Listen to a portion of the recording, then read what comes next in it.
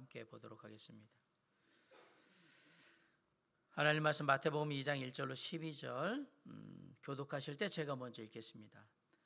헤롯 왕 때에 예수께서 유대 베들레헴에서 나심에 동방으로부터 박사들이 예루살렘에 이르러 말하되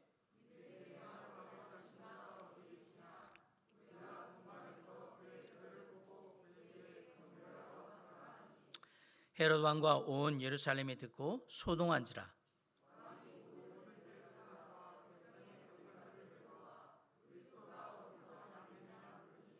이르되 유대 베들레헴이오니 이는 선지자로 이렇게 기록된 바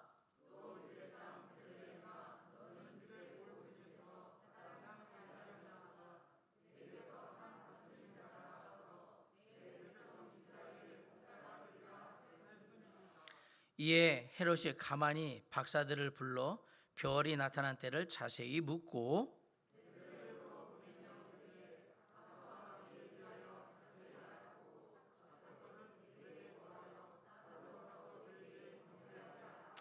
박사들이 왕의 말을 듣고 갈새 동방에서 보던 그 별이 문득 앞서 인도하여 가다가 악이 있는 곳 위에 머물러 서 있는지라.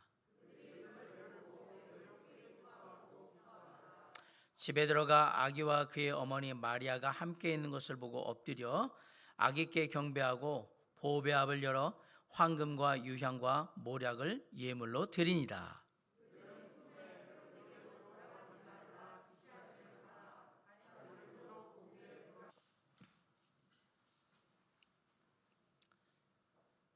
내 사전에 불가능이란 없다라는 말로 유명한 프랑스의 황제 왕이었던 나폴레옹을 잘 아실 겁니다.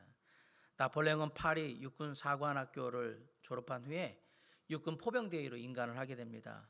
1793년에 툴롱에서 전투가 있었는데 거기에서 귀한 전과를 얻어서 24살에 장군이 됩니다. 그리고 30대 초반에 프랑스의 황제로 등극을 하여서 유럽의 절반을 제패하고 교육과 종교, 문화 그리고 법률 등 오늘날 프랑스의 근간을 이루는 많은 것들에 영향을 준 그런 인물이 바로 나폴레옹입니다. 그런 나폴레옹이 유럽 정복의 기세를 몰아가지고 1812년 러시아 정복을 위한 원정길에 나서게 되는데 그때 출정 전날 파티를 열어요. 이미 우리가 가면 우리가 승리할 거다라는 그러한 확신 속에서 파티를 열어요. 그리고 그 파티장에서 한 귀족 부인을 만나서 자신이 이번에 러시아 원정을 갔을 때는 어떻게 해서 러시아를 완전히 정복하게 될 거라는 자세한 내용들을 쭉 얘기를 해줘요. 그러자 그것을 듣고 있던 귀족 부인이 나폴레옹에게 이렇게 얘기했습니다. 사람이 모든 것을 계획할지라도 그 계획을 이루시는 분은 하나님이십니다 라고 대답을 했어요. 그러자 그 얘기를 듣고 황제 나폴레옹이 껄껄껄껄 웃으면서 이렇게 말했답니다. 부인, 모든 것은 제가 계획하고 제가 다 이룹니다. 걱정하지 마십시오. 그러나 결국 몇 달 후에 나폴레옹은 러시아 원정에서 대패를 하게 되고요. 1814년 황제에서 퇴위를 해서 엘베 섬에 유배를 당하게 됩니다. 그걸로 나폴레옹의 인생은 끝났습니다. 하나님의 인도하심을 무시하는 사람들이 어떻게 되는가라는 것을 잘 보여주는 그러한 본보기라고 할 수 있습니다. 지금 우리 민족은 참으로 어려운 시기를 보내고 있습니다. 코로나19라는 상상치 못한 바이러스 때문에 2년이라는 시간을 지금 고통을 당하고 있어요. 가정과 일터와 학교에서 겪는 어려움이 한두 가지가 아닙니다. 또한 재정적으로는 소상공인들, 자영업자들이 끊임없이 이 방역 때문에 타격을 받고 있어요. 그런데 이런 상황이 아직도 언제 끝날지 모른다는 것이 더 고통스러울 수도 있습니다. 가뜩이나 어렵고 힘든 이 나라에 지금 또 제21대 대통령 뽑는 선거를 준비한다고 정치판이 난리를 치느냐고 너무나도 어수선하고 힘든 시간들이 벌어지고 있는 것 같아요. 뭔가 낙관적이고 희망적이고 뭔가 소망을 둘 만한 것들이 있나 눈을 비비고 찾아도 잘 보이지 않는 시기가 바로 지금 저와 여러분이 살고 있는 지금 이때인 것 같다라는 사실이에요.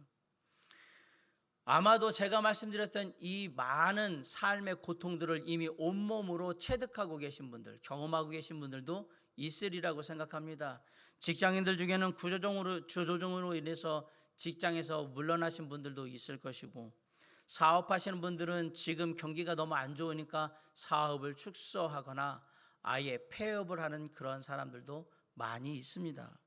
대학생들은 등록금 부담 때문에 학교를 휴학하고 알바를 시작하고 계속해서 언제 끝날지 모르는 그 일을 하고 있는 거예요.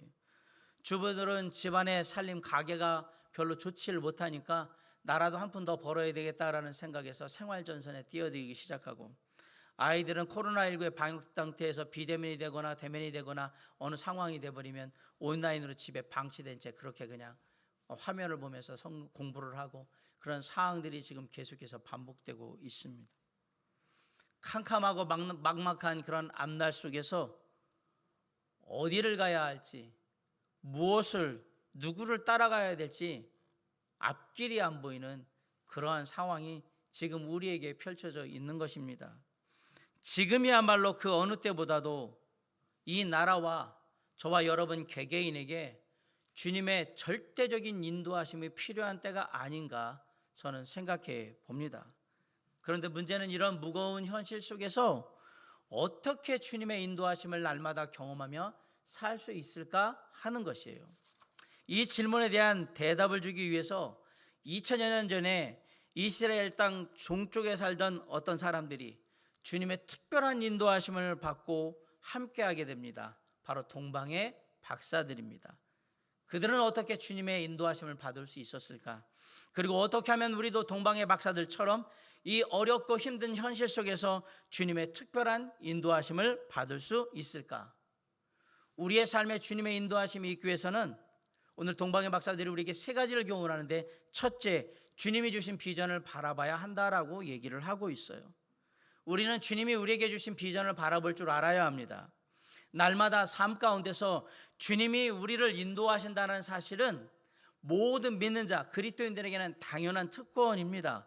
그럼에도 불구하고 오늘을 사는 우리의 삶에서 주님이 나의 삶을 인도하신다는 그러한 생각들, 느낌들이 별로 들지를 않을 거예요. 많은 그리스도인들이 주님의 인도하심 속에 살지 못하는 이유가, 구체적으로 경험하지 못하는 이유가 과연 무엇일까? 아마도 여러 가지 많은 이유가 있겠지만 그 중에 하나가 매일 반복되는 삶 속에 너무 익숙해져 있기 때문은 아닌가라는 생각을 하게 됩니다. 한 주간 어떻게 사셨어요? 그냥 뭐 별다를 거 없이 그냥 그렇게 뭐 있었죠. 뭐 다들 뭐 다 이렇게 사는 거 아닌가요? 그냥 하루하루 살다가 시간 지나서 때가 되면 죽고 뭐 그러는 거죠. 뭐 다 삶이 그런 거 아닐까요? 반복되는 삶에 너무 익숙해지면 삶에 큰 희망을 두지를 않습니다. 그리고 삶에 뭔가 뭐 이루어야 되겠다는 그런 꿈도 없게 돼요. 왜냐하면 삶이 늘 반복되고 일상이 늘 똑같으면 어차피 뭘 해봐야 똑같을 거고, 뭘 품어봐야 결국 안 될 거고, 이런 생각을 하니까 어떤 삶의 희망이나 삶의 꿈을 위해서 내가 도전하고 뭔가 바꿔봐야 되겠다라는 그런 삶의 새로운 시도나 노력들을 거의 하지 않게 될 거라는 사실이에요. 내 가슴을 설레게 하고 내 가슴을 뛰게 만드는 뭔가 동기가 있거나 비전이 있거나 꿈이 있으면 내가 그래도 뭔가 해보려고 시도를 할 텐데, 그런 게 없으니까 그냥 그렇게 사는 거예요. 바꿔 얘기해서 우리에게 뭔가 새롭게 시도해보고 뭔가 도전해보고자 하는 그러한 비전, 꿈, 삶의 분명한 동기가 있다면 결코 그렇게 살지 않을 겁니다. 아마도 우리는 그런 것들이 우리의 마음에 들어올 때에 먼저 주님께 나아가서 기도할 겁니다. 간절히 기도할 거예요. 주님, 저를 꼭 좀 도와주세요. 이 꿈, 이 비전, 이 생각을 꼭 이루고 싶습니다. 이번만큼은 꼭 하고 싶으니까 꼭 인도해 주시기 바랍니다. 이렇게 간절히 기도하겠지요. 오늘 본문에 나오는 동방의 박사들은 자신의 삶에 다가온 새로운 도전, 모험, 즉 먼 동방에서 예루살렘까지, 아니 베들레헴까지 향해 나가는 그 여정을 어떻게 시작하게 되었을까? 자, 그들의 시작은 어디서부터 시작됐을까요? 자, 우리 2절 한번 다 같이 한번 읽어볼게요. 2절 시작. 유대인의 왕으로 나시니가 어디 계시냐?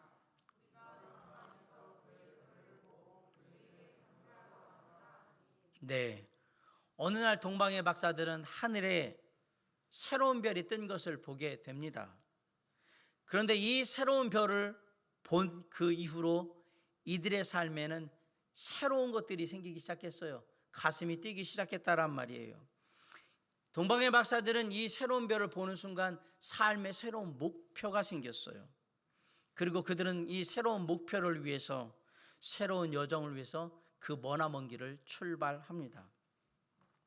미국의 어느 소년이 길을 가다가 길에서 $5짜리 지폐를 주었어요. 지금 돈으로 하면 6,000원 정도 되잖아요. 아이한테 6,000원이 그것도 공짜로 길에서 주었으니 얼마나 좋았겠습니까? 그걸 주고 나니까 너무 기뻐서 그 다음부터는 땅에 또 돈 떨어 있지 않을까 계속 땅만 바라보고 사는 거예요. 그리고 이게 습관이 됐어요.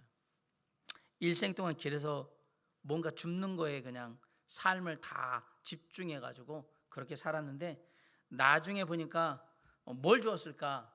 물론 동전도 많이 줬고 가끔은 지폐도 줬고 했는데 단추 29,519개 주었고요. 머리핀 54,172개 주었더래요. 그리고 수많은 자질구레한 잡다한 것들을 다 모아가지고 갖다 놨던 거예요. 이 사람은 평생을 뭘로 살았는지 아십니까? 농마주의로 살았습니다. 지금의 젊은 사람들은 농마주의가 뭔지 모르는데 저는 알아요. 저 어릴 때 큰 광주리 같은 걸 등 뒤에 두고 이 집게, 긴 집게로 갖다가 이렇게 그 폐품 팔만한 것들 갖다 이렇게 딱 뒤로 이렇게 했던 사람들을 우리가 뭐라고 불렀냐면 농마주의라고 불렀는데, 이 소녀는 결국 일생을 농마주의로 살다가 그렇게 마무리를 했습니다. 어느 소년이 용돈을 벌기 위해서 구두 닦기를 시작을 했어요. 그런데 나름 벌이가 괜찮은 거예요. 그래서 소년이 그때부터 만사를 제쳐놓고 구두 닦을 신발들을 찾기 시작했는데, 그러다 보니까 하루 종일 지나가는 사람들의 신발만 쳐다보기 시작하는 거예요. 그렇게 구두를 닦아가지고 생계는 유지를 했는데요, 그 이상의 것을 이루지는 못했어요. 이 소년은 결국 인생을 뭐로 살다 마쳤느냐? 구두 닦기로 살다가 마쳤습니다. 사람은 무엇을 바라보고 사느냐가 그 인생을 결정합니다. 땅을 쳐다보고 사는 사람들은 땅에서 나는 것으로 살게 될 것이고요, 하늘을 쳐다보고 사는 사람은 하늘에서 난 것을 통해서 살게 될 거예요. 과거를 뒤돌아보고 사는 사람들은 후회와 회한을 곱씹으면서 살게 될 것이고요, 현재에 처해진 상황만을 보고 사는 사람들은 이런저런 지금 내 주변을 둘러싸고 있는 크고 작은 문제를 해결하다가 모든 시간을 다 보내게 될 겁니다. 그러나 미래의 비전을 바라보고 사는 사람들은 지금은 비록 힘들고 지치고 어렵지만 미래에 나에게 다가올 꿈과 비전을 생각하며 기쁨을 누리며 살게 될 것입니다. 그래서 오늘날을 살아가는 우리에게 제일 필요한 게 있다면 바로 동방의 박사들처럼 별을 보는 것, 새로운 별을 보는 것, 즉 인생의 비전을 바라보는 것이 중요하다라는 사실이에요. 지금 내 인생은 어두운 하늘과 같은데 과연 이 어두운 하늘 아래 반짝이는 별이 내게도 있을까요? 네, 있습니다. 주님은 당신의 사랑하는 자녀들을 위해서 얼마든지 저와 여러분의 인생을 위한 새로운 별, 새로운 비전을 하늘에 걸어 두시는 분이기 때문에 그렇습니다. 요엘서 2장 28절에 보면 하나님께서 이렇게 얘기하십니다. 그 후에 내가 내 영을 만민에게 부어 주리니 너희 자녀들이 장래일을 말할 것이며 너희 늙은이는 꿈을 꾸며 너희 젊은이는 이상을 볼 것이라. 여기서 말하는 장래일, 여기서 말하는 꿈, 여기서 말하는 이상은 다 모두 미래에 관한 비전을 얘기하는 겁니다. 그런 삶을 살아야 한다라고 얘기를 하는 거예요.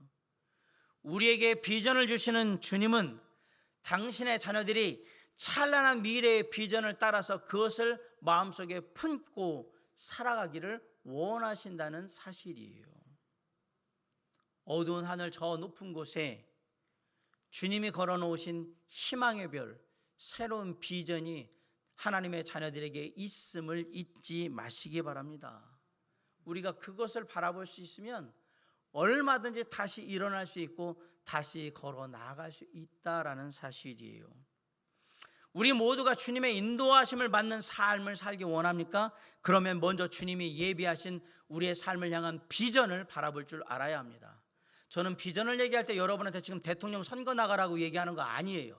국회의원 되라고 얘기하는 거 아니에요. 시의원, 구의원 되라고 얘기하는 게 아니에요. 어디 장대라고 얘기하는 게 아닙니다.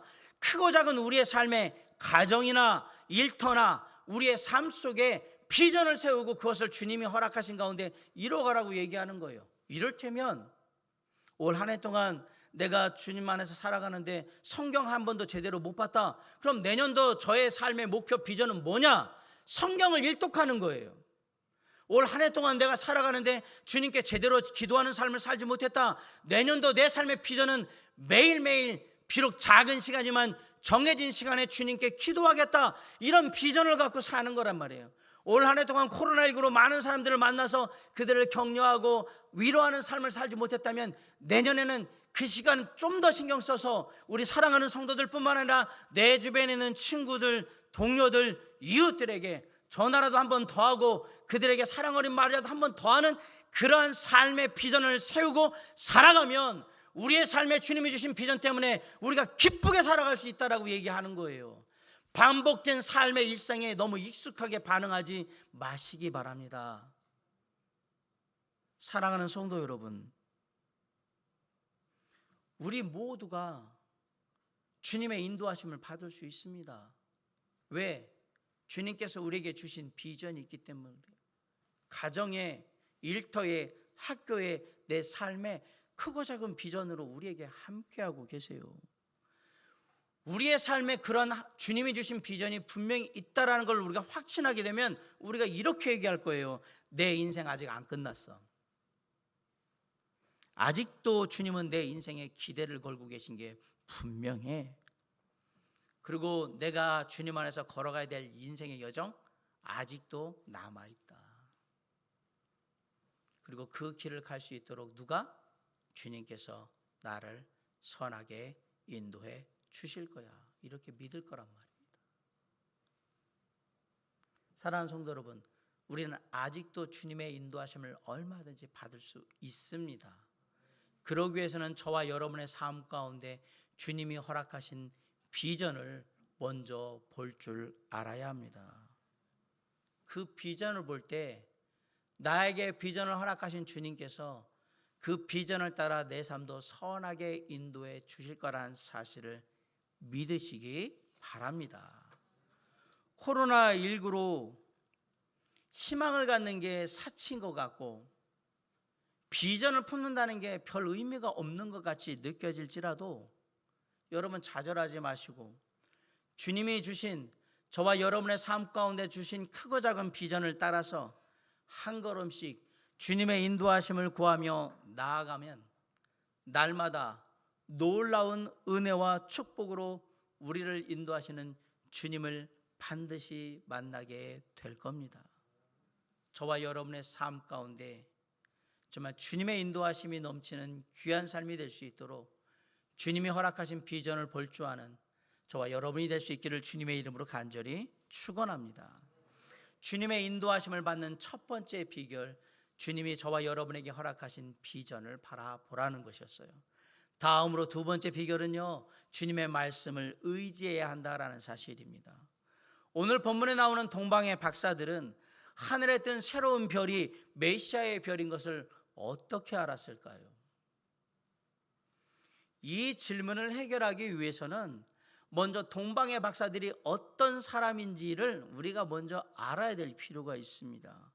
흔히 우리가 성경에서 동방이라고 말하는 지역은 유대 땅의 동쪽에 있는 땅들은 다 동방이에요. 특별히 메소포타미아 지역이 동방이에요. 동방.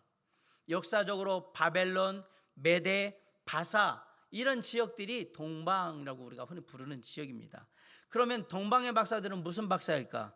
문학 박사일까? 의학 박사일까? 천문학 박사일까? 아니면 지질학 관련된 박사일까? 박사라는 말의 원래 의미는 마술을 뜻하는 마고스라는 말에서 옵니다. 영어에서 마술을 얘기할 때 매직이라고 하죠. 그 매직은 라틴어의 마기라는 말이 원래 어원인데, 라틴어의 마기라는 말의 원래 또 어원은 뭐냐면 마고스예요. 마고스라는 말에서 나온 거예요. 마고스는 기원전 6세기부터 그 페르시아적에서 믿던 조로아스터 교라는 그 교를 신봉하는 신자들을 마고스라고 불렀어요. 고대 그리스의 역사학자인 헤로도투스가 쓴 역사라는 책의 제1권에 보면 이 마고스에 대한 기록이 나오는데, 마고스는 메대, 메대? 우리가 성경에서 메대바사 할 때 메대 들었죠? 메대 사제 계급으로서 강력한 종교적 영향력을 끼치던 집단을 뭐라고 불렀냐? 마고스라고 불렀던 거예요. 오늘날 우리가 아는 마술사는 뭐 이런 성탄 때 TV에 가끔 나와가지고 신기한 장면 보면서 와, 이런 것도 가능해? 막 이렇게 하면서 신기하다 이렇게 얘기하는 사람들이 마술사인데, 우리가 생각하는 마술사는 그런 마술사라고 생각하기 쉽습니다. 그런데 그 시대에 마술사는 그런 사람들이 아니에요. 고대의 박사들은 지금으로 말하면 대학 교수들이나 전문적인 식견을 가지고 있는 박사님들이에요. 학위를 가진 박사님들이라고 생각하시면 맞아요. 그렇게 대접을 받았어요. 바벨론의 포로로 끌려가서 바벨론의 총리가 됐던 우리가 잘 아는 성경의 인물이 있죠. 다니엘. 다니엘이 다니엘서 2장 48절에 보면 다니엘에 대해서 이렇게 기록하고 있습니다. 왕이 이에 다니엘을 높여 귀한 선물을 주며 그를 세워 바벨론 온 지방을 다스리게 하며 또 바벨론 모든 지혜자의 어른을 삼았다라고 기록이 되어 있어요. 다니엘이 바벨론의 느부갓네살 왕의 그 꿈을 해석해 줌으로 말미암아서 그 공로로 총리가 돼요. 총리의 지위를 얻어서 왕을 대신해서 바벨론의 온 지역을 다 다스리게 됩니다. 그리고 왕이 다니엘을 바벨론의 모든 지혜자의 어른으로 삼았다라는 기록이 나옵니다. 그런데 여기서 말하는 바벨론의 지혜자들은 과연 뭐라는 사람들일까? 이 지혜들이 바로 동방의 박사들하고 똑같은 사람들이에요. 천문학, 점성술, 여러 가지 역학을 보면서 별자리나 이런 하늘을 보면서 나라의 운세와 기후의 변화 등을 점쳤던 사람들이 바로 이 지혜자들이에요. 박사들이란 말이에요. 그 당시의 박사들은 오늘날 마술사가 아니라 한 나라의 정책과 모든 판단을 좌지우지하는 그 나라의 사회적인 지도층 엘리트들이었던 겁니다. 사람들에게 존경받고 상당한 사회적인 지위도 누리는 사람들이 바로 이 박사들이었던 거예요. 그런데 이 지혜자들, 박사들 가운데 우두머리가 누구라고 얘기하는 겁니까? 다니엘이 그 우두머리였다. 바꿔 말하면 바벨론에서 가장 뛰어난 석학이 누구란 얘기예요? 다니엘이라고 얘기를 하는 거예요. 사람들은 이방 유대 땅에 포로로 끌려온 이 다니엘이 어떻게 왕의 꿈을 해석했을까에 진짜 궁금했겠죠. 그리고 이걸 물어보지 않았을까요? 어떻게 왕의 꿈을 그렇게 해석할 수 있었느냐고 물어봤겠죠. 그러면 다니엘이 뭐라고 대답했을까요? 아마도 다니엘이 분명히 이렇게 대답했으리라고 저는 믿습니다.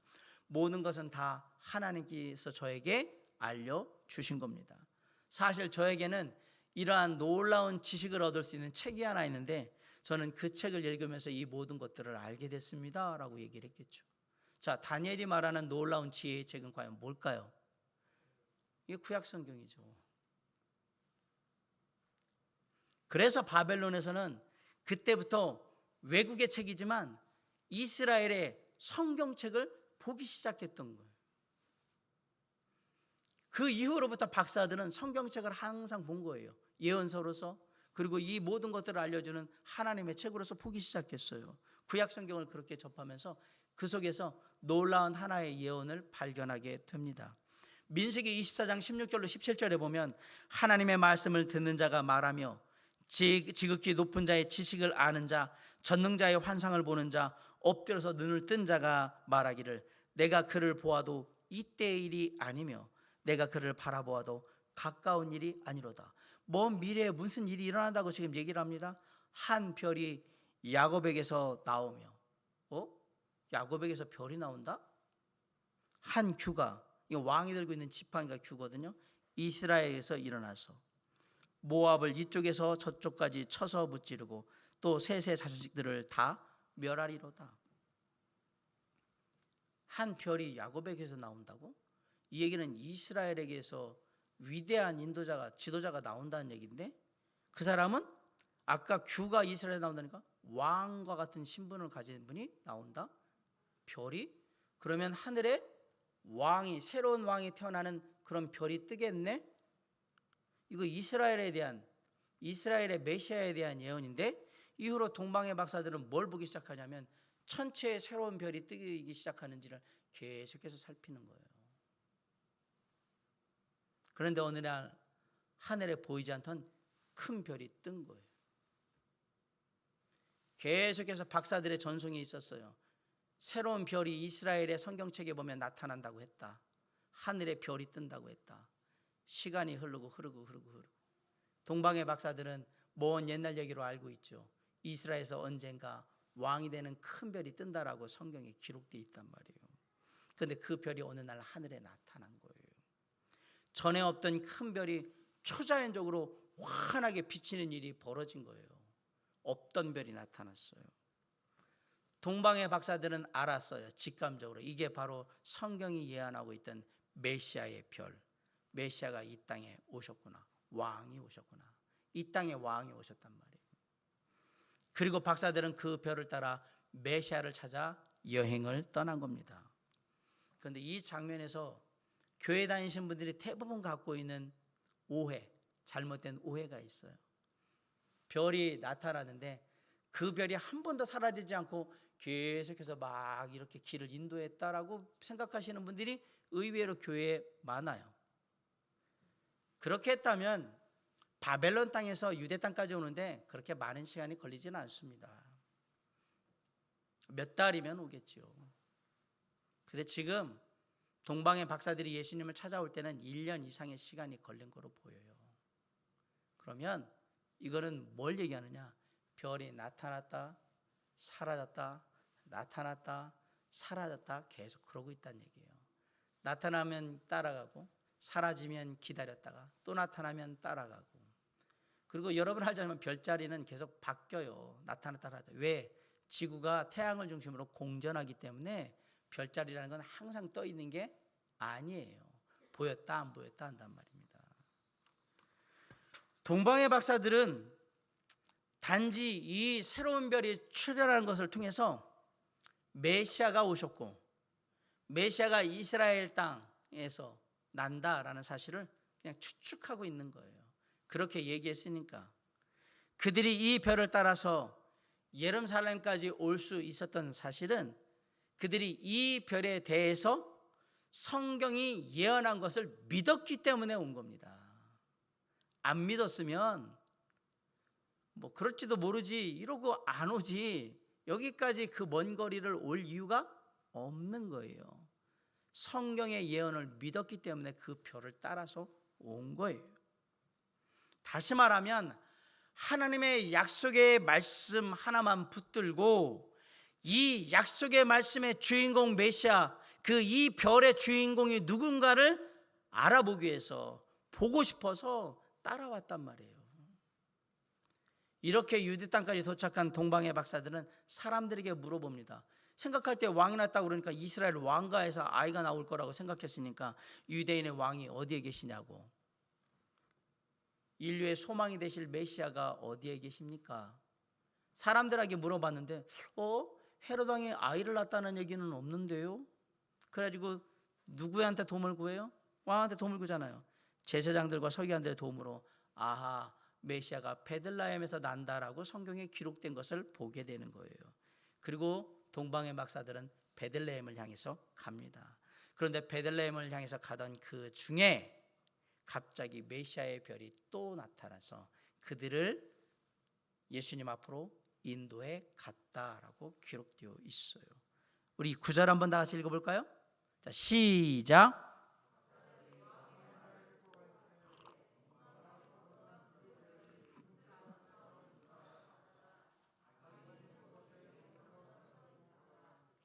자, 이 별을 봤을 때, 메시아의 별을 봤을 때 동방의 박사들은 얼마나 감격스러웠을까요? 자, 10절 한번 읽어봅시다. 시작. 네. 아까도 말씀드렸지만 별이 막 저기 막 사라지지 않고 처음부터 끝까지 계속 인도했다면 뭐 크게 기뻐할 일이 없는데, 야, 이거 베들레헴에서 난다는데 별이 없어요. 아, 이게 있으면 좋은데. 근데 일단 베들레헴에서 난다고 하니까 가야죠. 안 그러면 베들레헴을 다 뒤져야 되는데, 놀랍게도 가는 도중에 뭐가 나타나는 거예요? 메시아 별이 딱 나타나서 쭉 인도해서 이제 별이 움직여가는 거예요. 그러니 갑자기 없던 별이 나타나니까, 그것도 강렬한 빛을 비추면서 나타나니까 얼마나 기뻤겠어요. 야, 메시아의 별이 나타났다. 저것만 따라가면 돼. 그래서 기뻐하고 기뻐했다라고 되어 있어요. 여기서 우리가 한 가지 짚고 넘어가야 될 사실이 있습니다. 동방의 박사들이 유대 땅까지 오는 과정 속에서 줄곧 그들을 인도해 온 것은 별이 아니라 메시아에 대한 성경의 예언이었다라는 사실입니다. 별 하나 떴다라고 해서 온 게 아니고, 이 별을 예언한 성경의 약속, 예언을 믿었기 때문에 여기까지 왔다라는 사실이에요. 그들은 성경 말씀을 봤고요, 그 약속의 말씀을 믿고 예루살렘 땅까지 온 거예요. 우리가 주님의 인도하심을 경험하는 그런 삶을 살기 원하십니까? 우리가 주님의 인도하심을 경험하는 그런 삶을 살기 위한 중요한 원천, 근원, 방법, 바로 주님의 말씀에 있다라는 사실이에요. 기적은 항상 일어나지 않아서 기적인 거예요. 기적이 날마다 일어나면 무슨 기적입니까? 그게 일상이지. 인생을 살다 보면 어느 순간에 우리가 인생을 바라보는 눈이 뜨일 때가 있어요. 아, 삶은 이렇게 살아가야 되는 거구나. 그리고 삶의 길이 펼쳐지는 걸 볼 때가 있어요. 하나님께서 내 삶의 길을 이렇게 인도해 가시는 거구나. 그리고 어느 순간, 아, 이 일은 내가 한 것이 아니라 주님께서 하셨구나. 주님의 능력을 맛보는 그런 것들을 체험하게 돼요. 이게 다 기적이에요, 기적. 그런데 이런 기적은 항상 일어나는 게 아닙니다. 그러면 나한테 그런 기적이 한번 일어났다가 그런 주님의 기적이 끊어진 어두운 인생의 밤이 되었을 때, 내 삶의 캄캄한 어둠의 들판에 그냥 홀로 고독하게 내팽개쳐져서 그렇게 그 들판을 헤매면서 고독하게 있을 때, 사랑하는 성도 여러분, 여러분은 무엇을 의지하시겠습니까? 또 기적이 일어났으면 좋겠는데, 그래서 이 어두운 내 인생을 밝게 좀 비춰줬으면 좋겠는데, 그때에도 어두운 밤, 그 캄캄한 인생의 밤 속에서도 우리가 변함없이 의지할 수 있는 게 하나 있다라는 사실, 그게 바로 하나님의 말씀입니다. 시편 119편 105절에 보면 주의 말씀은 내 발의 등이요 내 길의 빛이라고 했습니다. 등과 빛은 어두운 데를 비추는 거예요. 어두운 내 인생, 캄캄하고 가망 없는 내 인생을 비추는 등불, 빛, 그게 바로 하나님의 말씀이란 사실이에요. 그래서 우리는 언제나 하나님의 말씀을 붙들고 언제나 하나님의 말씀을 신뢰하며 그 말씀을 따라서 살려고 노력하는 겁니다. 이게 참된 신앙인의 자세라는 사실을 잊지 마시기 바랍니다. 설사 내 삶에 놀라운 기적이 일어나지 않을지라도 절대 절망하지 마시기 바랍니다. 우리에게는 우리의 삶에 뭔가 대단한 기적이 일어나지 않는 어둡고 캄캄하고 추운 밤에도 의지할 하나님의 말씀이 분명히 있기 때문에 그렇습니다.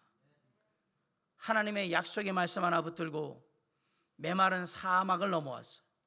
위험천만한 강을 건너왔어요. 그리고 거친 들판을 건너서 예수 그리스도를 만나러 온 동방의 박사들처럼 내 인생이 사막을 헤맬 때에도, 내 인생의 캄캄한 어둠이 닥쳤을 때에도, 내 머리에 뭔가 내 삶을 새롭게 할 기적의 별빛이 비추지 않을 때에도 결코 절망하지 마시고 꿋꿋하게 우리 안에 있는 주님의 말씀을 붙들고 그 말씀을 의지하여 나아가시기 바랍니다. 그럴 때 주님께서 내 발의 등이요 내 길의 빛으로 주님의 말씀으로 우리를 인도해 주실 것입니다. 우리 주 예수 그리스도 하나님의 말씀을 의지하고 나아감으로 날마다 놀라운 은혜와 축복으로 우리를 인도하시는 주님을 만나는 저와 여러분이 될 수 있기를 주님의 이름으로 간절히 축원합니다. 자, 마지막으로 우리가 주님의 인도하심을 받을 수 있는 비결은 뭘까요? 주님을 예배하는 자가 되어야 하는 것입니다. 동방의 박사들은 처음부터 분명한 목표가 있었어요. 그들은 내가 메시아 만나가서 세상에서 이름 한번 떨치겠다 이런 목표를 가진 게 아니에요. 내가 메시아를 한번 보좌하면서 옆에서 한번 크게 한번 출세해 보겠다 이런 목표가 있었던 것도 아닙니다. 더욱이 메시아 예수를 만남으로 말미암아서 이거로 뭔가 좀 사업 아이템 만들어 가지고 돈 좀 벌어보자 이런 목적도 가지고 있지 않았어요. 동방의 박사들은 다른 목표를 분명히 가지고 예루살렘에 왔습니다.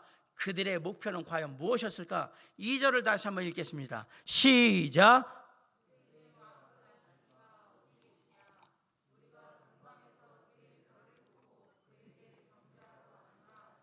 동방의 박사들이 먼 동방부터 예루살렘까지 무엇을 위해서 왔다라고 얘기합니까? 뭘 위해서 왔다? 그에게 메시아에게 경배하러 왔다라고 분명히 얘기하잖아요. 동방의 박사들이 그 먼 여정을 이룬 이유가 뭡니까? 예배드리기 위해서예요. 메시아 하나님께 예배드리기 위해서 그 먼 길을 왔다라고 지금 분명히 얘기하고 있습니다.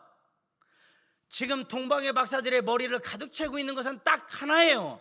메시아 하나님이 어디 계시지? 빨리 그 메시아 하나님께 가서 예배드리기 원한다라는 것이 그들의 딱 한 가지 생각인 거예요. 오로지 하나의 목표, 예배.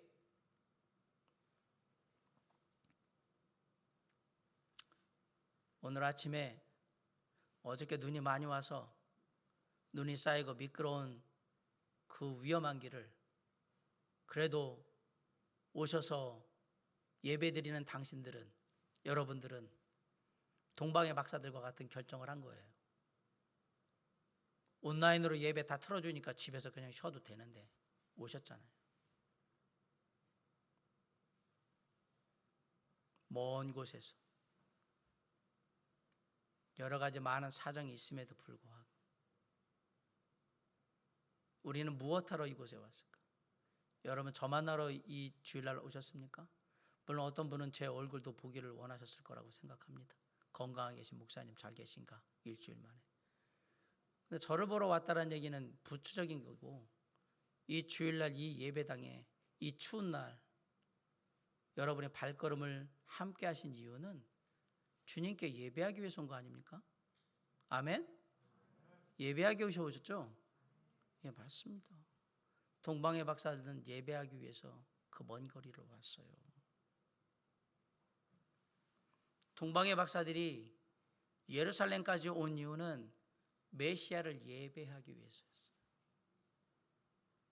그런데 놀라운 것은 하나님이 이런 그들의 열망을 보시고요, 선하게 특별한 방법으로 인도해 주셨습니다. 하늘의 별을 통해서, 하나님의 말씀의 예언을 통해서, 그리고 초자연적인 섭리를 통해서 마침내 이 땅에 오신 메시아 예수 그리스도 하나님 앞에 동방 박사들을 인도해 주셨습니다. 11절에 보면 동방의 박사들이 메시아 아기 예수를 만나는 감격적인 장면이 나와요. 한번 읽어볼까요? 시작. 집에 들어가 아기와 그의 어머니 마리아가 함께 있는 것을 보고 엎드려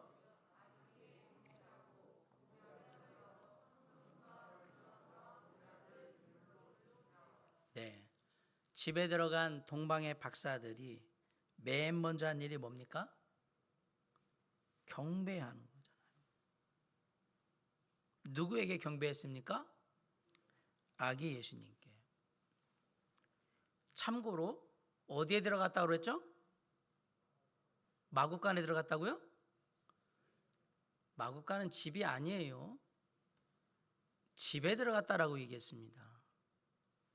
그 얘기는 예수님이 태어나고 한참의 시간이 지금 지나 있는 시기란 얘기를 하는 거예요. 아무튼 그래서 만났어. 여기서 주목할 게 하나 있어요.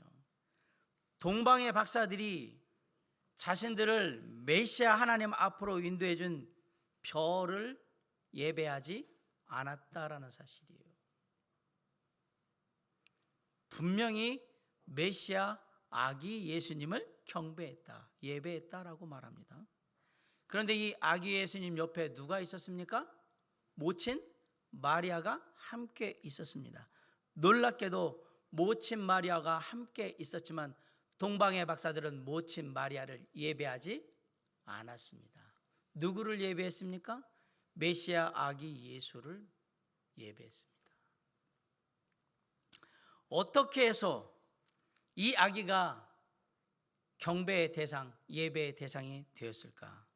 이 아기가 바로 이 땅에 육신을 입고 오신 독생자 하나님 예수 그리스도 메시아이기 때문에 그런 거예요. 육신을 입고 이 땅에 오신 하나님, 모든 사람을 구원하시기 위해서 그들의 죄를 대속하셔 주셨던 그 십자가에 달려 죽으신 하나님, 그리고 그 하나님이 지금도 우리와 함께 하시는데 그 주님만이 우리의 예배를 받으시기에, 경배를 받으시기에 합당한 분이셨던 겁니다. 그런데 여기에 놀랍게도 우리 주 예수 그리스도를 향한 경배는 드리는 것에 초점이 맞춰져 있다는 사실이에요. 받는 게 아니고 드리는 것에 초점이 맞춰져 있다. 흔히 우리가 예배를 생각할 때, 주일날 예배를 오면 오늘 예배를 통해서 내가 무엇을 얻을까? 말씀 들으면서 무엇을 내 삶에 적용할까? 좋은 얘기죠. 그래도 여기까지 시간 들여가지고 이 차가운 날씨에 힘든 길 왔는데 뭔가 얻어가는 건 있어야 되지 않을까? 예, 좋은 말씀입니다. 분명히 예배의 축복이 있겠지? 나도 이렇게 힘들게 왔는데 하나님께서 축복하시겠지? 라고 생각을 해요. 보통 예배를 생각하면. 하지만 뭔가 받으려는 태도는 그리 바람직한 예배의 태도는 아닙니다. 저는 지금 예배에 축복이 없다라는 얘기를 하려고 하는 게 아니고요. 예배에는 반드시 참여한 자들에게 하나님의 예비된 축복이 있음을 분명히 믿습니다. 그런데 축복받는 것을 예배의 최우선순위를 생각하고 우리가 하나님께 예배를 드린다면 그것은 예배의 정신이 이미 타락하기 시작했다라는 얘기예요. 목사님, 그게 무슨 말입니까? 우리가 하나님께 드리는 예배에서 제일 먼저 가장 중요한 것은 우리가 먼저 참된 예배자로 주님께 드려지는 겁니다. 복을 받는 게 아니라 내가 참된 예배자로 먼저 하나님께 드려지고 난 다음에 하늘에 예비하신 예배의 축복을 받는 거란 말이에요. 먼저 뭘 해야 한다? 참된 예배자로 내가 드려져야 한다라는 얘기예요. 사랑과 은혜가 풍성하신 주님, 이 시간 주님 앞에 참된 예배자로 나아가기 원합니다. 주님의 크신 사랑과 은혜에 감사함으로 찬양하게 하시고 기도하게 하시며 준비한 예물을 드리게 하여 주시옵소서. 그러므로 우리의 예배를 받아 주시옵소서. 그렇게 참된 예배자로 우리의 삶을 드리고 난 다음에 주님이 우리에게 예비하신 축복이나 은혜를 주든지 말든지 하는 거지, 내가 예배자로 드려지지 않은 상태에서 무슨 예금 적금 찾듯이 나 왔으니까 주세요, 이것은 아니라는 얘기를 드리는 거예요. 우리에게 가장 중요한 것은 내가 하나님의 참된 예배자로 먼저 드려지는 거예요. 맞습니다. 예배의 핵심은 바로 드리는 겁니다. 받는 게 아니라. 동방의 박사들은 받는 것에 관심이 전혀 없고 오직 드리는 것에 집중되어 있어요. 그래서 황금과 유향과 모략을 드렸던 거예요. 그런데 이 장면에서 또 많은 사람들이 중요하지 않은 것에 무척 관심을 가져요. 동방 박사들이 드린 황금과 유향과 모략은 지금의 돈으로 바꾸면 얼마치나 될까? 그게 뭐가 중요해요? 비싼 건 압니다. 분명히 비싼 거고요. 많은 약인 거 압니다. 근데 이보다 더 중요한 게 뭔지 아십니까? 동방의 박사들이 자신들이 메시아 하나님께 드릴 수 있는 가장 최선의 것을 지금 드리고 있다라는 사실이에요. 그들이 제가 뭐라고 그랬어요? 사회 지도층이라고 그랬겠죠? 나름대로 재력도 있을 거예요. 자신들이 나중에 메시아를 만날 때 드리기 위한 예물들을 다 준비해 왔어요. 그리고 드리고 있는 거예요. 과부의 두 랩돈과 똑같아요. 이미 시작 때부터 마음이 들여지고 있는 거예요. 내가 메시아를 만나면 우리의 모든 걸 다 드리리라. 그렇게 준비된 최선의 것을 주님께, 만왕의 왕 되신 예수님께, 메시아 하나님께 지금 드리고 있는 거예요. 이것이 오늘 저와 여러분이 드리는 예배의 가장 큰 관심사가 되어야 합니다. 나는 어떻게 주님께 예배를 통해 나를 드리고 있는가? 그렇게 예배를 드릴 때에 주님께서 우리를 인도해 주시는 거예요. 네가 나에게 온전히 다 바치기를 원하는구나. 내가 너를 기쁘게 여겨서 너의 삶을 선하게, 특별하게, 은혜로 인도하리라.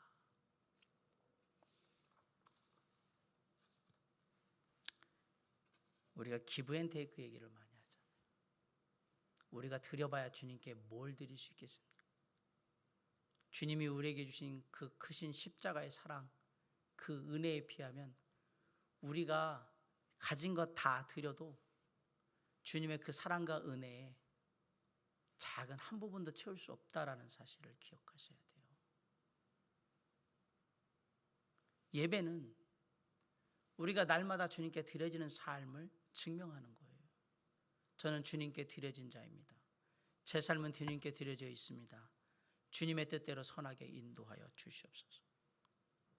주님을 예배하는 삶을 통해서 주님의 인도하심을 경험할 수 있기를 간절히 원합니다. 주님을 예배하는 삶을 통해서 날마다 놀라운 은혜와 축복을 우리에게 주시고 우리를 인도하시는 주님을 만나는 저와 여러분이 될 수 있기를 주님의 이름으로 간절히 축원합니다.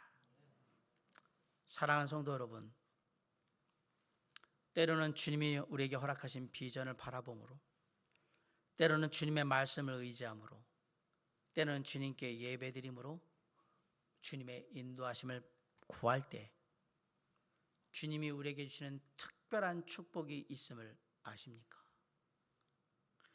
하나님의 특별한 인도하심을 받은 동방의 박사들은 마침내 그 오랜 시간의 여정에서 참고 견디며 견뎠던 이유, 메시아 하나님을 반드시 만나보길 원한다라는 그 간절히 고대하던 메시아 아기 예수님을 직접 보게 되는 놀라운 축복을 경험하게 됩니다. 그런데 이게 다가 아닙니다. 또 다른 축복이 있었어요. 우리 12절 다 같이 한번 읽어볼까요? 시작.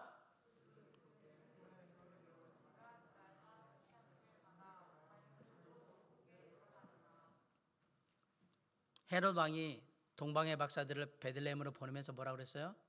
가서 메시아를 만나거든 돌아와서 우리한테 얘기를 해달라고 그랬죠. 나한테. 그 얘기는 죽이겠다는 얘기고요. 동방의 박사들이 헤롯 왕의 말을 믿고 예루살렘 궁전으로 돌아가는 그 순간 잘 생각해 보세요. 헤롯 왕은 나 하나밖에 없다라고 생각하는 사람이에요. 그래서 동생도 죽이고 다 죽이는 사람이랍니다. 그리고 이 땅에 모든 사람을 통치하는 메시아는 자기가 메시아라고 믿는 사람인데, 이 동방의 박사들이 와가지고 예루살렘에 아니요 베들레헴에서 이 아기가 있었어요 막 이러면 돼요 안 돼요? 안 되죠. 나라가 혼란해지죠. 예루살렘으로 돌아가서 헤롯 왕을 만나는 그 순간 헤롯 왕은 그들의 입을 막기 위해서 다 죽여버릴 겁니다. 하나님은 이 사실을 다 알고 계셨어요. 그래서 어떻게 했어요? 예루살렘으로 돌아가지 말아라, 헤롯을 만나지 말아라, 다른 길을 통해서 너희들의 땅으로 돌아가라. 놀라운 축복 아닙니까? 이들의 목숨을 살려주잖아요. 저는 여기서 주님의 인도하심 속에는 반드시 주님이 예비하신 축복이 있다라는 사실을 깨닫는 거예요. 우리가 주님이 우리를 인도하실 때 그 속에 주님이 어떤 계획을 갖고 나에게 역사하실지 모르지만 크고 작은 놀라운 축복들을 그 주님이 인도하신 길 가운데 막 놔뒀던 거예요. 동방의 박사들은 아마 이렇게 주님이 역사하지 않았다면 분명히 예루살렘에 돌러가서 베들레헴에서 아기를 봤는데 그 별이 이렇게 또 상세하게 얘기를 했을 거예요. 그리고 죽었겠죠. 근데 놀랍게도 주님은 주님의 인도하심을 구하던 동방의 박사들을 살려서 다시 돌려보냅니다. 사랑하는 성도 여러분, 주님이 주신 비전을 바라보는 자, 주님의 말씀을 의지하는 자, 주님을 예배하는 자에게 반드시 주님의 인도하심이 함께할 겁니다. 주님께서 새로운 길을 열어주실 것이고요, 새로운 삶의 기회도 허락해 주실 겁니다. 코로나19의 어려운 상황 가운데 우리가 처해져 있습니다. 그럼에도 불구하고 지금 이 상황에서도 주님은 우리를 능히 인도하실 수 있는 하나님이시라는 사실을 잊지 마시기 바랍니다. 지금은 그 어느 때보다도 주님의 인도하심이 우리에게 간절히 필요한 때입니다. 다시 한번 저와 여러분의 삶에 허락하신 주님의 비전을 살펴보시기 바랍니다. 그리고 주님의 약속의 말씀을 의지하시기 바랍니다. 그리고 늘 주님께 우리의 삶을 드려 예배하는 사람이 되시기를 바랍니다. 그곳에 주님의 인도하심이 함께하게 될 겁니다.